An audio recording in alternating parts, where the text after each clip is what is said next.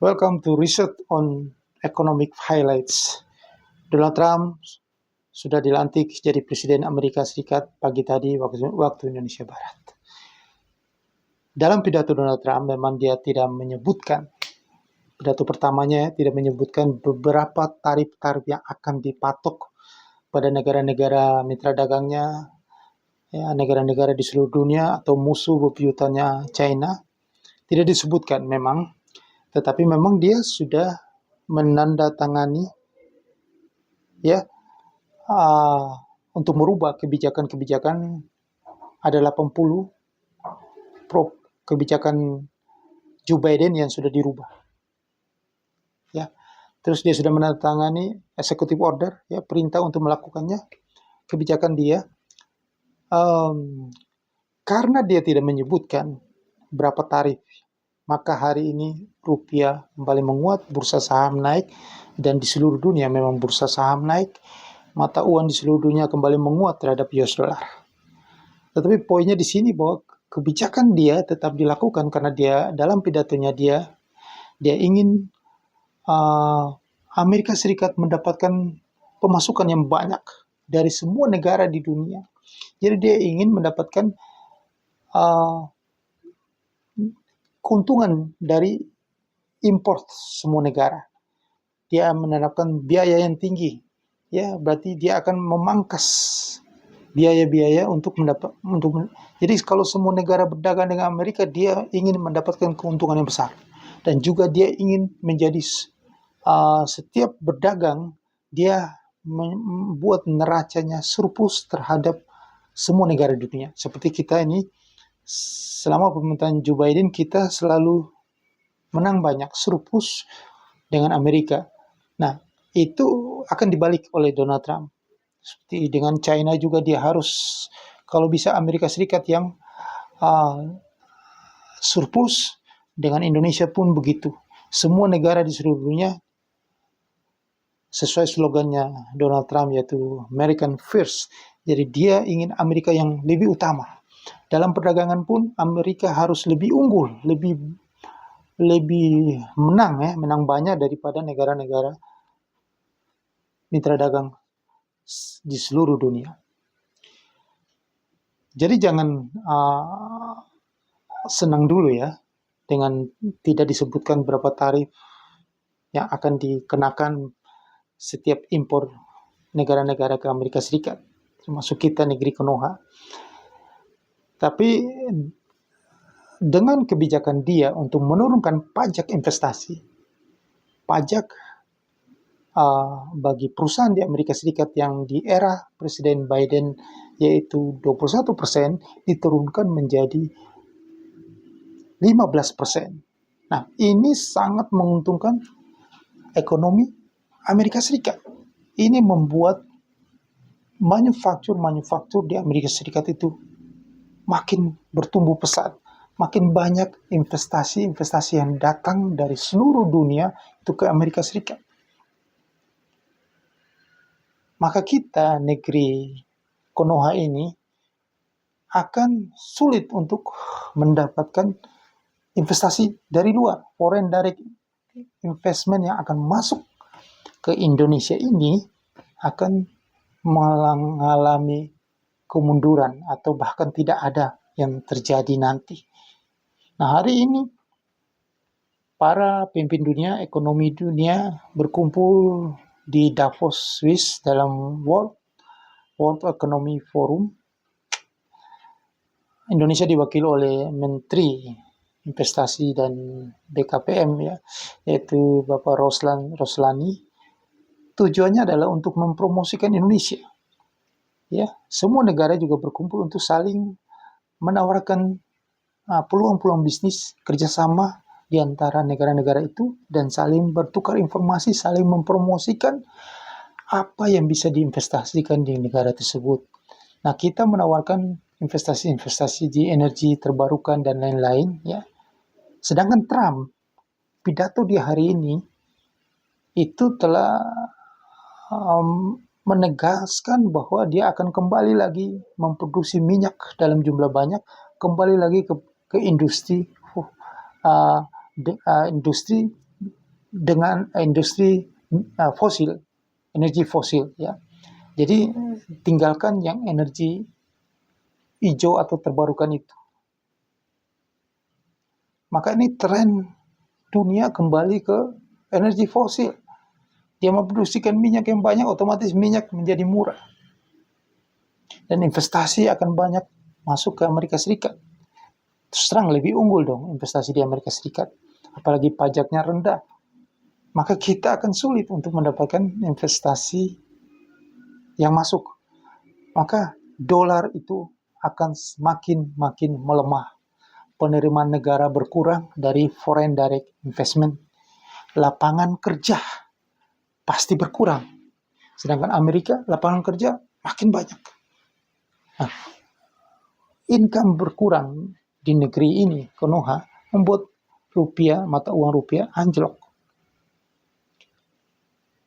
Jika nanti kebijakan tarif itu diumumkan terhadap Cina, sudah fix memang kalau untuk industri sesuai pidatonya ya, industri mobil dan teknologi itu sudah difixkan pajaknya 60% ya, untuk impor dari China. Maka China pasti melemahkan mata uang yuannya supaya barang-barang dia itu bisa bersaing di Amerika Serikat atau di negara-negara lain di Eropa. Maka otomatis rupiah pun harus lemah. Kalau enggak, ya kita tidak bisa bersaing terhadap permintaan dari Cina. Maka otomatis rupiah itu udah pasti anjlok. Ya, jadi jangan ada orang yang mengatakan bahwa rupiah tidak mungkin jatuh ke 18.000 di tahun 2025 ini. Kondisinya itu mengarah ke sana. Karena kalau Trump menerapkan pajak yang tinggi terhadap barang-barang impor semua negara ke Amerika Serikat, maka itu inflasi itu pasti terjadi. Ya, inflasi pasti terjadi. Semua orang itu, investor dunia itu hengkang dari negara-negara seperti ini, negara Konoha. Tidak menguntungkan. Mereka hengkang karena surat utangnya itu pasti kalau suku bunganya sekarang ini turunin, maka mereka lebih menguntungkan dong investasi di Amerika Serikat. Karena kalau inflasi kembali naik, maka suku bunga The Fed kemungkinan juga akan menaikkan suku bunga di Amerika Serikat. Maka lebih menarik investasi di Amerika Serikat. Ya. Dan kita juga ya, pasti kalau barang kita mau bersaing di Amerika Serikat, otomatis juga harus rupiahnya anjlok. Kalau bagaimana sekarang kalau Trump naikkan pajak impor barang-barang dari Indonesia? Ya pasti kan barang kita kalau pasti lebih mahal di sana. Nah, strategi supaya barang kita bisa bersaing ya rupiah harus anjlok ke 18.000. Jadi fenomena mata uang dunia itu anjlok itu sudah di depan mata. Itu nyata dan pasti terjadi. Karena ini situasi perang dagang ini. Nah kuncinya itu di pengumuman Trump menaikkan pajak impor. Menaikkan tarif impor. Jika Trump menaikkan tarif impor, otomatis barang ekspor Indonesia seperti tekstil, ya, makanan dan lain-lain yang selama ini kita surplus ya perdagangan dengan Amerika Serikat, otomatis tidak bisa bersaing. Maka salah satu jalannya supaya harga barang kita bisa bersaing di Amerika Serikat, rupiah harus anjlok ke 18.000. Jadi mau nggak mau, suka dan tidak suka, rupiah itu harus melemah supaya kita bisa berdagang, bisa berjualan. Karena tidak ada cara lain lagi, karena kalau mengharapkan foreign direct investment itu tidak mungkin terjadi. Mereka tidak akan ada investasi yang masuk ke Indonesia di tahun 2025 ini. Ya, seperti di video saya sebelumnya, masalah hutang-hutang yang akan jatuh tempo itu menjadi presiden buruk untuk investasi di Indonesia. masalah bayar dan tidak bayar itu sudah image yang negatif terhadap investasi di Indonesia. Maka mereka condong ke Amerika Serikat, apalagi pajaknya turun jadi 15%. Perang pajak, ya, perang tarif. Jadi tujuan Donald Trump ini adalah mengutamakan Amerika. Amerika yang bertumbuh, semua negara ini pasti akan drop ekonominya. Itulah yang nanti akan terjadi. Maka kehancuran ekonomi global itu sebenarnya sudah mulai start ini sejak tadi pagi waktu Indonesia Barat Donald Trump dilantik sebagai Presiden Amerika Serikat. Ini warning keras. Sementara ini mungkin naik bursa saham dunia, ya biasanya kalau mau menjelang Imlek itu seluruh saham di dunia itu naik. Itu sudah tradisi setiap tahun. Ya nggak apa-apa, naik aja, semua naik, euforia naik. Tapi nanti bulan Februari, Maret, April itu sudah kebijakannya Donald Trump sudah keluar, maka hancurlah mata uang di seluruh dunia, ya anjlok semua terhadap US dollar. Bursa saham di dunia juga anjlok. Nah, kalau kebijakan itu sudah diterapkan Donald Trump, maka industri lokal negeri Konoha Indonesia ini banyak yang tutup pabrik, banyak terjadi PHK. Sementara dan sudah terjadi banyak yang bangkrut, tutup pabrik, banyak terjadi pengangguran karena PHK, ya, daya beli menurun. Sementara lobby terus, ya, Menteri Investasi BKPM lobby terus di World Economic Forum, lobby di BRICS, ya, negara-negara anggota BRICS. Tidak ada investasi yang masuk ke Indonesia. Orang mereka sendiri akan mengalami kesulitan. Ya, kita bergabung di BRICS, ya para Dewan Ekonomi itu yang dipimpin oleh Bapak LBP, Mari Pangestu dan lain-lain itu berharap supaya mendapatkan porsi investasi dari negara-negara dalam BRICS. Anggota BRICS itu seperti China, Rusia, Brasil, India, Afrika Selatan, dan lain-lain itu. Sementara kondisi ini, mereka ini juga mengalami kesulitan karena kebijakan dari Donald Trump, kebijakan dari Amerika Serikat ini. Karena negara yang paling kaya di dunia itu Amerika Serikat. Semua orang itu ingin mendapatkan keuntungan dari Amerika Serikat. Sementara Amerika Serikat memproteksi, menutup diri. Justru Amerika Serikat mau memajaki semua negara di dunia ini. Mau mengambil uang dari semua negara di dunia ini. Itu itulah pernyataan Donald Trump dalam pidatonya. Kalau dunia semua proteksi, saling berbalas, menaikkan pajak impor yang tinggi, maka barang-barang produksi itu tidak laku. Maka produksi itu menurun. Kalau produksi itu sudah menurun, ya seperti Cina, kalau produksinya udah menurun, maka yang kena dampaknya adalah negeri Konoha ini. Karena ekspor kita terbesar itu di negeri Cina. Kita mengalami dampaknya. Jika kita sudah mengalami dampak tidak bisa ekspor ke China, ya, pendapatan menurun, maka banyak sekali pabrik-pabrik yang akan tutup PHK di tahun 2025 ini. Dan pengangguran makin banyak. Sementara pemerintah mencari anggaran terus, memajaki terus pajak yang tinggi. Pemerintah tidak bisa menurunkan pajak karena pemerintah butuh anggaran yang besar.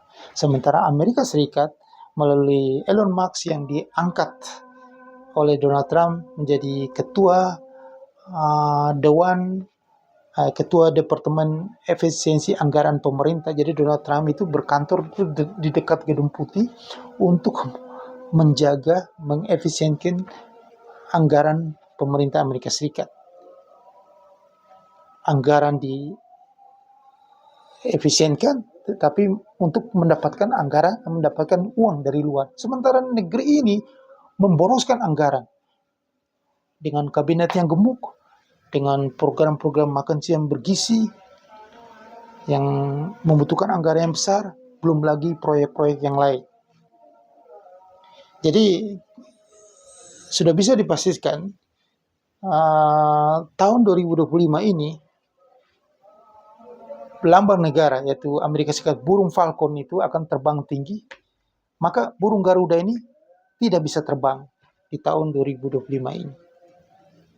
Ya, burung Garuda akan mengalami kesulitan ya karena tidak ada investasi asing yang masuk, penerimaan negara berkurang karena China juga mengalami kesulitan karena ada proteksionisme Donald Trump, ya, kebijakan Amerika Serikat. Trennya dolar menguat, mata uang semua negara melemah. Kalau kita mata uang yang lemah, ya bursa saham anjlok. Ya, udah pasti. Ya, jadi burung Garuda tidak terbang, burung Falcon yang terbang di tahun 2025 ini. Nah, untuk itu Anda harus mengambil peluang ini, jangan Anda diam saja, karena kondisi ketidakpastian ekonomi, kondisi ekonomi yang anjlok ini, bursa saham yang akan jatuh ini, ya anjlok tajam ini, mata uang rupiah akan anjlok tajam ini, ya jangan Anda hanya investasi di logam mulia emas aja, jangan beli emas batangan antam itu simpan, itu memang naik. Ya, tetapi itu kan nggak sebesar jika Anda trading di futures trading, nggak trading bisa mendapatkan keuntungan yang besar dalam waktu yang sesingkat-singkatnya. Kalau logam mulia emas memang naik, cuma waktunya agak lama gitu loh. Ya, apakah masa Anda mau waktu yang lama? Kalau ada waktu yang cepat, ya Anda ambil peluang di waktu yang Anda bisa dapatkan keuntungan yang cepat dalam waktu yang singkat, yaitu di futures trading. Nah, bisa hubungi saya di 0813 9846 9746. Ya, Anda hubungi lagi di 0813 9846 9746, atau Anda bisa lihat di deskripsi video di bawah ini ada nomor sakti itu yang bisa membuat Anda mendapatkan keuntungan dalam waktu yang secepatnya. Ya, tidak usah menunggu lama. Kalau emas memang naik tapi lama gitu. Ya, habis lebaran menjelang lebaran ini harga emas logam mulia antam itu akan naik kencang. Ya, kenapa? Karena dolar naik, rupiah anjlok. Inflasi, kalau dolar sudah tinggi, ya otomatis inflasi tinggi. Karena kita ini kan, ya pastilah impornya jadi mahal. Nah, kita banyak sekali impor barang ya. Kedelai aja import kok. Pakan ternak aja import. Pupuk. Hampir semua kita import. Maka inflasi itu akan terjadi. Ya. Mana juga katanya program makan siang bergizi, mau impor sapi lagi, ya, import lagi. Sementara rupiah anjlok, dolar naik, mampuslah anggaran. Jadi agak aneh ya negara ini ya. Di tengah kondisi global yang seperti ini, pemerintahnya pingin jor-joran, pingin pertumbuhan 8%. Gila. Sementara nggak melihat kondisi ekonomi global, pertumbuhan ekonomi dunia. Padahal kita ini sangat tergantung sama, karena kita tidak bisa memproduksi semua barang. Kita harus impor juga. Jadi mikir-mikir dong. Kecuali kita ini bisa semua barang itu kita produksi, ya nggak peduli. Kan kita impor juga. Kalau sementara dolar naik gimana coba? Ya nggak tahu ini. Dolar naik, bisa barang jadi mahal, inflasi lah. Ya, terus nggak ada investasi asing masuk ke Indonesia. Pengangguran begitu banyak, PHK begitu banyak. Terus gimana dong? Nah, inilah kondisi yang akan terjadi nanti di negeri ini. Karena burung Garuda itu nggak bisa terbang. Yang terbang adalah burung Falcon. Itu fakta yang akan terjadi di 2025 ini. Oke? Jangan lupa tadi yang saya katakan, hubungi saya untuk kita fight, kita ambil keuntungan di futures trading. Anda tidak mengerti, yang belum paham apa itu futures trading, mendingan Anda hubungi saya. Saya jelasin panjang lebar tentang futures trading dan keuntungan-keuntungan yang bisa Anda dapatkan nanti di tengah kondisi yang ketidakpastian ini. Ya, baiknya telepon saya supaya dapat informasi yang jelas. Jangan lupa subscribe channel YouTube ini, ya. Channel YouTube yang selalu memberikan Anda peluang, ya, karena kita selalu meresearch ekonomi yang highlights. Ya, sukses untuk Anda.